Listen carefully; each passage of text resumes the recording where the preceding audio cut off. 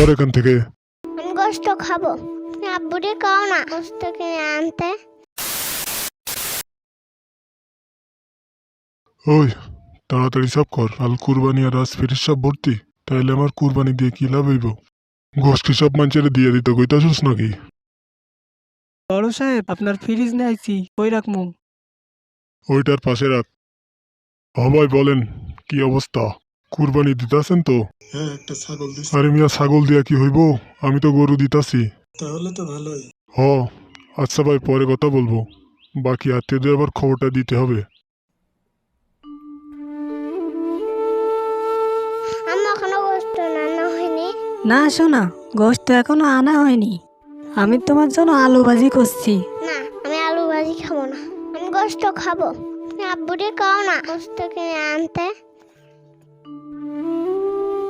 আম্মু, আব্বুরে কাও না। আচ্ছা শোনা, আমি তোমার আব্বুরে করছি গোশ কিনে আনার কথা। ও গো শুনছো, মাহিন তো গোশ খেতে চাচ্ছে। সকাল গড়িয়ে দুপুর হয়ে গেল, এখনো পাড়ার কেউ গোশ দিয়ে গেল না। আমাদের কি সবাই ভুলে গেছে নাকি? আমাদের মতো গরিবদের মনে রেখে কি করবে বলো? আর এখন ঘোষের যে দাম, তাতে তো ঘোষ কিনতেও পারবো না। আচ্ছা, বড় সাহেবরাও না কুরবানি দিচ্ছে, হুম। তুমি একটু গিয়ে দেখবা গোশ দেয় কিনা।